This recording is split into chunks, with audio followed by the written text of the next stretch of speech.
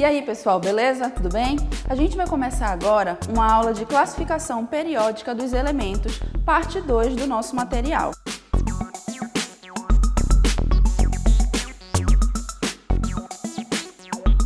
Então, nós temos aqui, para iniciar esse conteúdo, a nossa tabela periódica atual, que ela é composta por 118 elementos, que eles estão divididos em 18 grupos, que também chamamos de famílias, e 7 períodos, que são as camadas, os níveis de energia. Ela também é subdividida em 4 grandes áreas, que nós chamamos essas áreas de subníveis, subnível S, subnível P, subnível D e subnível F. Nós temos aqui a distribuição eletrônica do diagrama de Linus-Pauling. Ele nos permite localizar qualquer elemento químico na tabela periódica de acordo com a sua distribuição eletrônica. Aqui nós temos a identificação dos termos do nosso diagrama. O número maior nós temos a identificação do nível, a letrinha é o nosso subnível, nesse caso subnível S, e nós temos lá em cima a quantidade de elétrons em cada subnível. Então, nós temos aqui os subníveis e o seu limite da quantidade de elétrons que cada um suporta. No subnível S, nós suportamos até 2 elétrons, de 1 a 2. No subnível P, nós suportamos de 1 a 6 elétrons. No subnível D, de 1 a 10 elétrons. E no subnível F, de 1 a 14 elétrons. Lembra que a gente falou em sala, trabalhe sempre com a ideia de intervalo. 1 a 2, 1 a 6, 1 a 10 e 1 a 14. Não se prenda no número final do subnível. Aqui nós temos as setas do nosso diagrama, que aparecem em azul, elas indicam o crescimento de energia do nosso diagrama. E nós, na hora de fazermos a distribuição eletrônica, precisamos seguir a ordem dessas setas para distribuir os elétrons energeticamente da forma correta. Nós temos aqui os elementos representativos. Eles são aqueles elementos da tabela periódica do subnível S e subnível P. Para determinar o período do elemento, basta verificar a camada de valência dele. A família ela é determinada pelo número de elétrons da última camada. Por exemplo, o elemento sódio, ele tem 11 elétrons na sua estrutura da eletrosfera e nós percebemos que a distribuição eletrônica dele vai até o subnível 3s1. Portanto, ele pertence ao período 3 da tabela periódica e à família 1 ou família 1A, porque ele termina com S1. E aqui nós temos os grupos ou as famílias pertencentes aos elementos representativos, de 1 a 2, de 13 a 18, justamente com a sua configuração eletrônica da última camada. Aqui nós temos os metais de transição externa. Eles são identificados pelo subnível D na sua camada de valência. Nós temos aqui o exemplo do elemento vanádio. Ele tem o número atômico 23, portanto, ele também tem 23 elétrons na sua eletrosfera, na sua forma neutra. Aqui nós percebemos que ele termina em 3D3, mas é importante perceber que esse é o subnível mais energético. Entretanto, a camada de valência é o 4s2, porque é a camada mais externa. Ele pertence, então, ao período 4 e à família 5 da nossa tabela periódica. Mas como que eu determinei que ele é a família 5? É fácil, basta somar a quantidade de elétrons do subnível S e do subnível D mais externos. Nós temos, portanto, 2 mais 3 igual a 5. Aqui nós temos a representação dos grupos dos metais de transição externa, que vai dos grupos 3 ao grupo 12 da nossa tabela periódica. Os metais de transição interna, eles são representados pelo subnível F na nossa tabela periódica. Eles são aquela classe de elementos que está bem contraída ali na nossa tabela periódica, tanto que eles não cabem dentro da tabela, eles ficam numa parte externa, por isso metais de transição externa. Eles estão localizados nos níveis 6 e 7 da nossa tabela periódica. No nível 6, nós temos os lantanídeos e no nível 7, nós temos os actinídeos. Aqui nós percebemos 2 exemplos. O elemento sério, que tem o número atômico 58, ele vai até a distribuição 4F2. E nós percebemos aqui um elemento urânio, que é um exemplo de actinídeo, tem o número atômico 92 e vai a distribuição até o 5F4. A distribuição eletrônica dos íons, ela é feita muito semelhante à distribuição eletrônica de átomos neutros. A diferença é que nós devemos perceber quantos elétrons aquele elemento está ganhando ou perdendo. Caso ele perca elétrons, a carga dele vai ficar positiva, correto? Porque ele está perdendo carga negativa. Então, ele vai ficar com a sua carga positiva. Se ele perder 2 elétrons, que é o caso do exemplo do elemento cálcio, ele tem o número atômico 20 e ele pode perder até 2 elétrons da sua camada de valência. Onde é que nós vamos tirar esses elétrons? É justamente daquela nossa última camada, a camada mais externa, que é a que está mais próxima de fazer a interação com outro elemento químico. Portanto, a camada que ele perde é a camada 4, 4s2, ficando, portanto, com a carga 2+. Nós temos aqui o exemplo do ferro também. Ele tem o número atômico 26 e, se nós percebermos, ele perdeu a sua camada mais externa, 4s2. Portanto, ele também ficou com a carga positiva, mais 2. Ferro mais 2. E se o átomo for um ânion? Ele está ganhando elétrons, correto? Mas se ele está ganhando elétrons, a gente só vai somar na nossa distribuição eletrônica. Então, a distribuição ela é muito simples, ela acontece natural no nosso diagrama. Por exemplo, o átomo de oxigênio, ele tem 8 elétrons na sua eletrosfera. Ele pode ganhar até 2 elétrons, fazendo uma interação com outro átomo. Então, a sua carga ficaria 2-. Então, é simples, basta somar a quantidade de elétrons que ele ganhou, a quantidade de elétrons que ele já tinha e fazer a distribuição normalmente. Aqui nós começamos a parte de propriedades periódicas da nossa tabela. Nós sabemos que a tabela ela não é organizada de maneira aleatória. Eles são organizados pelas suas semelhanças de propriedades. E essas propriedades é bastante interessante a gente perceber como elas acontecem. A primeira que nós temos é o raio atômico. O raio atômico ele é a distância do núcleo até a extremidade da eletrosfera. Só que a gente não consegue enxergar um átomo. E imagina como era difícil antigamente para fazer essa medição. Então, quando foi inventado o raio-x, foi possível determinar que esse raio era a metade da distância entre 2 núcleos, que é o que a gente percebe na imagem. 2 átomos estão interagindo e a distância ela é dividida por 2 para que você tenha o raio da distância entre um núcleo e a eletrosfera. A sua dimensão, a dimensão do raio, ela depende da atração do núcleo pela eletrosfera. Lembra, o núcleo ele tem carga positiva, a eletrosfera tem carga negativa. E os opostos se atraem, não é só no amor. Eles se atraem porque são cargas opostas. Então, vai haver essa interação, essa atração entre núcleo e eletrosfera. Então, é isso que vai determinar o raio atômico.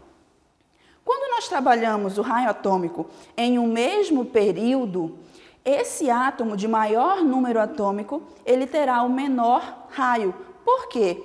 Porque essa atração entre o núcleo e a eletrosfera será maior quanto maior for a quantidade de elétrons que tiver na eletrosfera.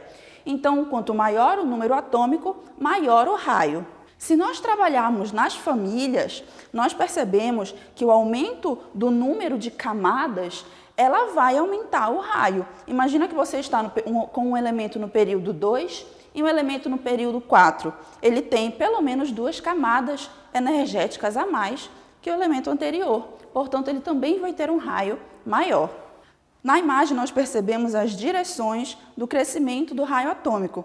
Portanto, ele vai crescer da direita para a esquerda e de cima para baixo. Ou seja, os elementos que estão mais à esquerda e mais para baixo da tabela periódica, eles possuem o raio atômico maior do que os elementos que estão para o outro lado da direção desta nossa seta. Então, agora, nós temos o raio de um cátion. O cátion é aquele elemento que se tornou um íon por ter perdido carga negativa. Portanto, ele tem carga positiva.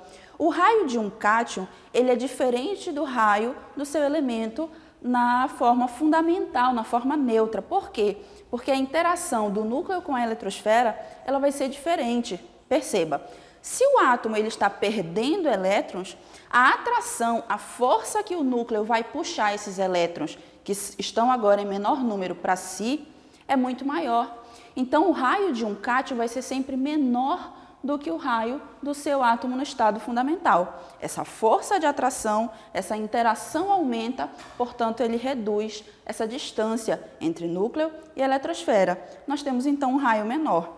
Perceba aqui na imagem que nós temos o raio de um cátion menor do que o raio do nosso átomo no estado fundamental. Nós também podemos trabalhar com o raio de um ânion. O ânion é aquele elemento que estava no estado fundamental, ou seja, no estado neutro, mas agora ele ganhou elétrons, ele ganha carga negativa, então ele fica com a sua carga negativa também. Percebe? Cargas negativas, que são os elétrons, naturalmente elas têm repulsão entre si, correto? Cargas iguais, elas se repelem. Essa repulsão vai fazer com que o raio de um ânion seja maior do que o raio do seu átomo no estado fundamental. Se você tinha anteriormente 8 elétrons, e esse átomo nós podemos perceber que é o átomo de oxigênio, agora ele tem 10 elétrons porque ele ganhou 2 elétrons. Essa repulsão de 10 elétrons vai ser maior, portanto, o raio de um ânion é maior do que o raio no seu estado fundamental. Aqui nós temos o potencial ou a energia de ionização, que é a energia necessária para retirar um elétron de um átomo no seu estado gasoso. A energia de ionização é um processo endotérmico, pois ocorre o ganho de energia nesse processo. Quanto menor o raio atômico, maior será a energia necessária para arrancar um elétron. Perceba comigo, se o raio atômico ele é menor, a força de atração entre núcleo e eletrosfera ela é muito grande. Portanto, para você arrancar aquele elétron da camada de valência de um átomo, você vai precisar de mais energia. Portanto, o potencial de ionização é maior quanto menor for o raio de um átomo. Nós percebemos na imagem que o potencial de ionização e raio atômico são propriedades inversamente proporcionais. O potencial de ionização ele cresce da esquerda para a direita e de baixo para cima. As energias de ionização elas têm graus diferentes. Quando você tem uma primeira energia de ionização, ou seja, quando você vai arrancar o primeiro elétron daquele átomo, a energia ela é grande, dependendo do potencial de ionização. Mas a sua segunda energia, ou seja, a arrancada de um segundo elétron, tem uma energia muito maior. Assim como a terceira energia de ionização é muito maior do que a segunda, e a quarta energia de ionização seria muito maior do que as energias anteriores. A afinidade eletrônica ou eletroafinidade é a energia liberada quando um elétron é adicionado a um átomo neutro. Ela é um processo exotérmico, pois aumenta a energia da eletrosfera, então aumenta a instabilidade energética daquela eletrosfera. Quanto menor o raio atômico, maior é a afinidade eletrônica. Nós percebemos na imagem que afinidade eletrônica e raio atômico, elas são inversamente proporcionais. A afinidade eletrônica, ela cresce da esquerda para a direita e de baixo para cima. Aqui nós relacionamos afinidade eletrônica e potencial de ionização. Quanto maior for a dificuldade de retirar aquele elétron, maior será a força que o átomo prenderá o elétron recebido. A eletronegatividade ela é a tendência que o átomo possui em atrair um par de elétrons para si quando realiza uma ligação química.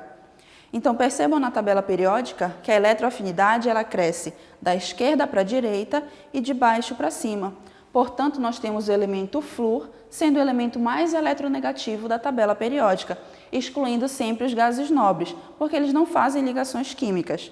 Ela depende inversamente do tamanho do raio. Quanto menor for o raio atômico, maior será a eletronegatividade, porque ele vai prender mais fortemente os elétrons para si. A eletronegatividade ela também é diretamente proporcional ao potencial de ionização, pois quanto maior a capacidade de atração de elétrons, maior é a energia necessária para arrancá-lo.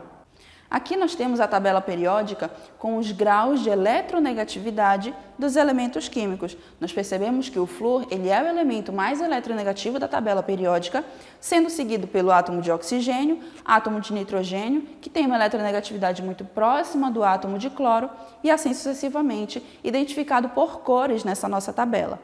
Agora nós vamos falar de uma outra propriedade, que é a eletropositividade ou caráter metálico. Lembra que os metais eles têm a tendência de perder elétrons, então eles têm a tendência de ficar positivos, por isso eletropositividade. A eletropositividade é a tendência que o átomo possui em ceder elétrons, por isso é conhecida como caráter metálico. A eletropositividade ela vai crescer da direita para a esquerda e de cima para baixo, portanto nós temos o elemento frâncio como sendo o mais eletropositivo da nossa tabela periódica. Perceba que quanto maior for esse raio atômico, maior será a eletropositividade. Porque se o raio é maior, então essa interação entre núcleo e eletrosfera, mesmo que ela exista, ela é um pouco mais fraca. Então vai ser mais fácil de você arrancar aquele elétron que está na camada de valência. Agora nós vamos falar de uma outra propriedade que é o volume atômico. O volume atômico, ele é o volume ocupado por 1 mol de átomos. Mas o que é 1 mol? 1 mol é uma porção de átomos. E essa porção, ela contém 6 vezes 10 elevado a 23 átomos. Portanto, o volume atômico é a medida de 1 mol de qualquer elemento químico. O volume atômico ele pode ser calculado pela massa molar dividido pela densidade daquele elemento químico. Numa família, o volume aumenta conforme aumenta o raio atômico. Percebe comigo? Se o raio atômico é maior, aquele átomo ocupa mais espaço, portanto, uma porção de átomos com grandes raios será um volume maior. Mas no período, o volume ele aumenta conforme aumenta o raio atômico do centro para a esquerda.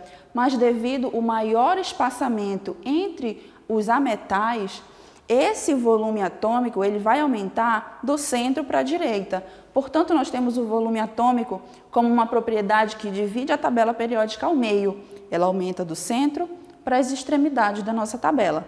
Agora nós vamos falar da densidade absoluta ou a massa específica. A densidade ela é medida pela razão da massa de um elemento pelo seu volume atômico. Por definição, densidade é diretamente proporcional à massa e inversamente proporcional ao volume. Portanto, nós temos que a densidade ela aumenta de cima para baixo na tabela periódica, conforme aumenta a massa nas famílias. Mas nos períodos, a densidade ela aumenta das extremidades para o centro, conforme diminui o seu volume. Falando de temperaturas de fusão e ebulição, nós temos que lembrar do conceito de temperatura de fusão e ebulição. A fusão é a passagem do estado sólido para o estado líquido e a ebulição é a passagem do estado líquido para o estado gasoso de um elemento ou de uma substância. Na família e no período, a temperatura de fusão e ebulição ela aumenta de acordo com o aumento da densidade. Então, nós percebemos que as setas elas seguem a mesma orientação da densidade absoluta de um elemento. Mas se a gente perceber, os elementos representativos, metais alcalinos e metais alcalinos terrosos, família 1 e 2A, eles têm uma diferença na sua temperatura de ebulição e fusão. Elas vão crescer de baixo para cima, considerando a diminuição do raio atômico. A reatividade química, ela é uma propriedade que não é periódica, mas ela aparece porque está relacionada diretamente à eletronegatividade e à eletropositividade. Um átomo ele é considerado bastante reativo quando ele tem uma facilidade muito grande em ganhar elétrons ou em perder elétrons. A nossa reatividade química ela vai crescer nos sentidos do crescimento da eletronegatividade e da eletropositividade, dividindo a nossa tabela periódica ao meio. Então, pessoal, essa foi nossa aula de classificação periódica dos elementos químicos. Segue os teus estudos aí na tua casa, tira qualquer dúvida que tu precisar, a gente está sempre à disposição. Boa sorte!